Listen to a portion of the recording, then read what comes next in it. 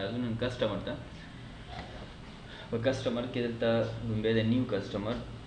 مطلب د کسټمر ریکارډ جوړول نو دې کې نیو کسټمر ته رالو په کسټمر کې چې نیو کسټمر باندې څنګه من کلیک وکړو نو دلته به لکه څنګه چې وینډو تاسو جوړو تقریبا دا هم هغه شان دی دلته د کسټمر نیم ولیکئ بیا لاندې اوپننګ بیلنس کې موږ چې څونه بیلنس ولیکو مطلب د دې نه مطلب اکاؤنٹ ریسیبل دی کو دې کسټمر باندې زموږ فرض کا قرض وي نو به لیکو کو نه وي بس دا نه لیکو او بل دا چې کو دا موږ دلته دا اکاؤنٹ ریسیبل ولیکو اوپننګ کې نو دا په پرافټ اینڈ لاس کې انکم کې ریکارډ کیږي ځکه چې په دې زموږ قرض دی نو سو انکم هم په کړی دا هم په قرض شوی کنه نو هغه ته هم دا ریکارډ کیږي دا ٹھیک شو بل طرف ته کمپنی نیم کې مطلب دې کسٹمر د کمپنی چې سنومي بس کمپنی نیم هر څه چې بیا بولی کې او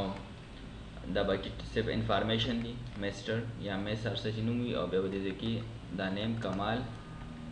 یا بعضو کا دیکھ کمال یو کسی کنه کمال الدین یا صدا سے نیم راځي نو منګه میډل نیم لپاره هم دا کولې شو د یو یا سکنه اکثر یو البادر یا رحمان یو رحمان یو ار وغیرہ سب دا خیر دا میډل لپاره یوز کیدی شي بل ایڈریس کې دی چې منګه د کسٹمر څنګه چې نوم وغیرہ ولیکو په کرام او لوخ کو مزید ایڈریس منګه لیکل غواړو ایډیټ ته بلار شو او بیا په دې ایډیټ کې د سیټي او سټیټ او زپ کوډ او کنټری وغیرہ څنګه چې په وینډوز کې دلته ما شان دي نو بیا دا انفارمیشن ولیکو نو پورا ایڈریس په د کسٹمر جوړ شي دا ایڈریس چې کوم جوړ شي دا بل ایڈریس دی دې سایت ته منګه د شپ ایڈریس لیکو شپ ایڈریس نه مطلب د ډیلیوري ایڈریس چې کله موږ د مال ورلیکو ډیلیوري ورته کو نو هغه موږ په کم ایڈریس باندې کو مطلب دا چې دا د کسٹمر د ګودامونو ایڈریس نو ورته ویلې شي ٹھیک ہے نو دا ایڈریس چې کله لیکي مثلا د کډون بیا زر عالم شپ ټو کې ایڈ نیو کې یو ایڈریس د تب ایڈریس ته نمبر کې مطلب دا چې ما اوس پر کې کینټ نمبر کو یو ایڈریس دا شو ها اوس دام کې دی شي چې د کینټ دا ایڈریس چې کم دی مطلب دا چې کم افیس دی دا مال د ایڈریس لاندې ونه لیکو مطلب چې کوم د افیس دی هغه په کینټ کې الته مو سره ګودام دی او دلته دا یو ګودام چې کوم د دې کوم نو دا ایډرس یو سیم دی نو دا سې کاپی کولم شي نو سیم کاپی شو خو دویم ایډرس به لیکم اډ نیو د بیر عالم فرض کبل ایډرس ما د ولی په سیټي او په سیټي کې دلته کې مثلا اشرف روډ او دا شان دی سټریټ نمبر نو د څه ایډرس یو به دلته کې دا سره دا شان دی سیټي ومولي کې او स्टेट पे मूली के नो इन्फॉर्मेशन मूली के ओके बाकी उन दादा दा एड्रेस जोड़ शो नदा हम यो दो एड्रेस को लिखल को बिया एड न्यू तलाश द्रेम सलोरम लस मतलब सोना च लिखल वाड़ न दोना मजीद शिफ्ट एड्रेस लिखल है शिदा टोल खबर हम द यो कस्टमर की ठीक शो गोरा दलते के को मंगो दा एड्रेस बांधे क्लिक को कैन ना एड्रेस रा तराजी को फर्स्ट का मंग द सिटी बांधे क्लिक को बिया सिटी एड्रेस पर दा डिस्प्ले कीगी हां कांटेक्ट के द से मंग कांटेक्ट को डायरेक्ट की मंग द नुम लिख करे दे कस्टमर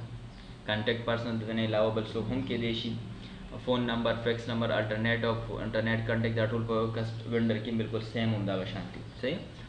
हाँ एडिशन इन्फो की बिया द टाइप दे ची दा कम कस्टमर दे दा संगा कस्टमर दे कम टाइप दे रिटेलर दे होलसेलर दे समझे द टाइप भी आगा सेलेक्ट को लेशी आपको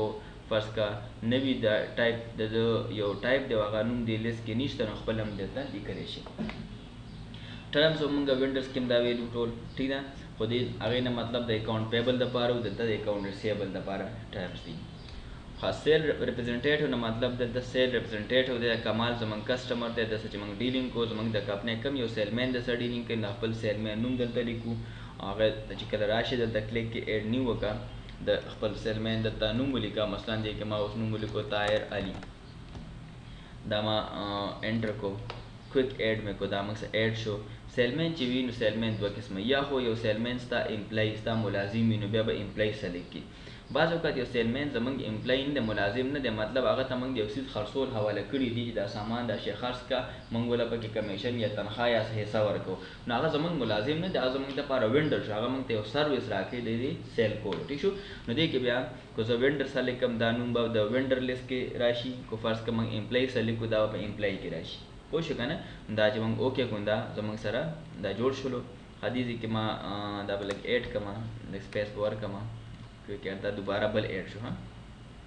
और दा क्लिक को किला दे इनिशियल राजी इनिशियल मतलब द ताहिर नेटिव द अली ने एर आवाज़ तो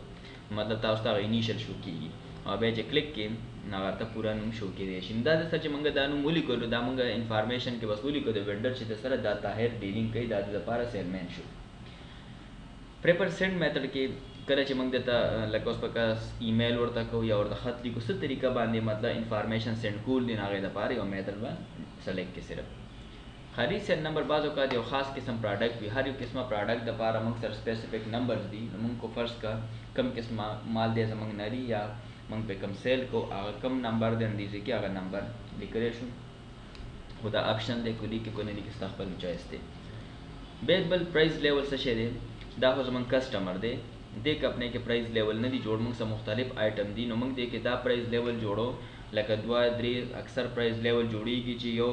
د کسټمر لا په دې ریټ دا شی ورکوم بل لا په دې ورکوم نو موږ دې کې پرایز لیول جوړولی شو او هغه داسې چې ایډ نیو ته لاړ شي نو دې ځای کې به د پرایز لیول دپاره به ورسره نوم ولیکو مطلب پرایز لیول 1 او موږ سره چې کوم آیټم جوړ شوي د هغې ټول لیست ورته راغلی دي فرض که زه وایم چې دا کوم چې ما دلته دا پرایز لیکلي وو دا هم لیکلي وو نو د پرایز لیول 1 مطابق هم دا پرایزز دي شي بس نو بس دلته ډایرکټ ایډجسټ بټن ووهه نو همدغه پرایز منتخب شو دا د اوکې کو یو پرایز لیول موږ جوړ کړو زه یم چې فرض کړه دویم پرایز لیول هم جوړول غواړم نو بل دپاره بیا رالم پرایز لیول 2 به دا جوړ کړم او پرایز لیول 2 کې مارک آل څه دا ټول سلیکټ شول یو د تاسو قیمت لیکلی شي چې د مطلب دا چې پرایز لیول 2 مطابق دا 500 خو د دې د پرایز لیول 1 مطابق قیمت و که نه فرض که زه وایم چې د پرایز لیول 2 مطابق 400 قیمت دی یا مطلب بیل قیمت لیکل نه غواړم دلته یو خاص پرسنټ ورکوم چې یاره دا د 10% څه دي لوور دی وي یا د هایر وي دا به سلیکټ کړي د څه نه د سټینډرډ پرایز نه دا سټینډرډ پرایز دی او که زه دلته ورکړم کاسټ نه نو چې کوم کاسټ د دې دی په هغې نه به 10% باغ کې 10% به دی کمیږي بیا موږ به سټینډرډ پرایز ورکړو ایډجسټ به کړو چې ایډجسټ کړو نو دا پرایز لیول موږ سره رالو ټیک شو بیا به دا اوکې کړي نو دا پرایز لیول 2 جوړ شلو که بل جوړول غواړئ بیا پرایز لیول 3 جوړ کړه 4 جوړ کړه څونه چې هغه جوړولی شي ټیک ده نو مطلب چې اوس د ده نوم سره ما دلته پرایز لیول 2 راوستلو جوړ کړي خو موږ ډېر دي لیست کې به ټول موجود دي خو چې کوم تاسو سلیکټ کړو نو کله چې موږ دلته انوایسینګ کوو کله بل ورته څه پې سیل کوو نو هغه به اټومیټیکلي د پرایز لیول 2 مطابق قیمت ورته حسابېږي دا شی هم تاسو وینډر کې ویلو کسټم فیډ کې مطلب دا ګور څو نمونه موږ وینډرز کې در راوستي وو که زه دلته کسټمر نام چیک ولګوم نو دا نمونه د او مزید نور هم لیکلی شي نو دا د کسټمر فیډز هم جوړ شول ټیک ده پیمنټ انفو کې د بینک اکاؤنٹ نمبر د کسټمر لیکلی شي دلته کریډ لیمټ لیکلی شي څونه پورې ورسره موږ قرض کوو دا مزید انفارمیشن دا دی چې کله دی موږ ته پیمنټ کوي نو د چیک په ذریعه کوي د کیش په ذریعه کوي یا د کریډټ کارډ په ذریعه کوي نو دا یو میتھډ صرف سلیکشن دی او که کریډټ کارډ استعمالوي نو دې ځای کې د کریډټ کارډ نمبر د هغه ایکسپایریشن ډیټ کارډ نمبر وغیرہ انفارمیشن هم لیکلی شي ټیک ده ها جاب انفو کې جاب نه مطلب دی چې اوس پراجیکټ دی فرض که د دې کسټمر دپاره موږ یو پراجیکټ شروع کړی دی پراجیکټ نه مطلب داسې یو کار دی چې هغه لشل ورځو کې کېږي کنسټرکشن کار دی بل څه پراجیکټ دی نو د هغې باره کې څه انفارمیشن لیکلی شي اول خو د جاب سټیټس دی سټیټس نه مطلب دا چې دا اوس موږ پینډینګ دی پینډینګ آپشن نه څه مطلب چې د منځ کې مدرولی دی کار هم شروع کړی دی خو هم منځ کې سټاپ کړی دی یا مثال په طور باندې ایوارډډ دی اوس ورته اجازت میلاو شلو اوس ورته کار شروع کو نن سبا یار کله مطلب کار ورته شروع کیدونکی دی یا فرض که موږ ورته سلیکټ ان پروګرس کنټینیو دی شروع دی او بل کلوز ختم شو ناٹ ایوارډډ ایوارډ شوی لا نه دی نو سم چې د دې سټیټس یا به سلیکټ کړئ بیا به د هغه جاب ډیټ کله نه به شروع کېږي ډیټ به ورکوئ دلته به پروجیکټ اینډ مطلب پروجیکټ اینډ اسټیمیټډ اینډ دی چې زموږ د اندازه چې 30 تاریخ پورې به ختم شي چې کله ختم شي نو بیا به اینډ ډیټ ولیکئ او د جاب ډسکرپشن دا دی دلته لیکلی شو فرض که د لپاره موږ یو کمپیوټر لیب جوړو نو دا یو ډسکرپشن شو ټیک شو او د دې سره جاب ټایپ کې چې کلیک وکړئ نو دا به ټایپ څه ولیکئ چې دا کمپیوټر سره ریلیټډ کار دی نو کمپیوټر چې ما انټر کړو دا دوه ټایپس دی کې مخکې نشته کمرشل او ریزیډنټل موږ دا انټر کړو دا ایډ هم کو نو دا کمپیوټر نوم هم دې لیست کې رالو مطلب دې کې دا قسمه پراجیکټ دی صحیح شو نو دا د کسټمر یو پوره انفارمیشن موږ انټر کړو یو آپشن دا دی کسټمر از ان ایکټیو کو دا چیک موږ ولګولو دا کسټمر موږ ان ایکټیو کو داسې ټرانزیکشن نه کېږي د باندې موږ عرضي طور باندې ډیلینګ بند کړی دی او چې دا چیک د اخوا کو بیا ورسره ډیلینګ کولی شي مطلب دا چې کله د ریلیټډ زه یو سیل کومه یا هر څه ځای کې د نوم ځای سلیکټ کومه داسې زه ډیلینګ کومه نو موږ ته بیا ایرر راکوي ٹھیک شو نو دې نه دا طریقې سره کسټمر جوړ شو دا به اوکې کې دا کسټمر تاسو جوړ شو دا کم انفارمیشن چې موږ ورکړو هغه ټول دې ځای کې کتی شي او څونه ډیلینګ چې د سره ټرانزیکشن کېږي دا د ټرانزیکشن لیست دی بیا ٹھیک شو نو دې طریقې سره خو کسټمر ریکارډ یو جوړ شلو فرض کړه تاسو بل کسٹمر جوړ بیا نیو تراشي داسې مزید نورم جوړولی شي او کسٹمر سره چې زمونږ کم ټرانزیکشن کیږي څنګه چې وینډر سره ټرانزیکشن کېدو نو بیا دا د کسٹمر سره مزید ټرانزیکشن کول دي ها وایي وکې بس دی دا سیف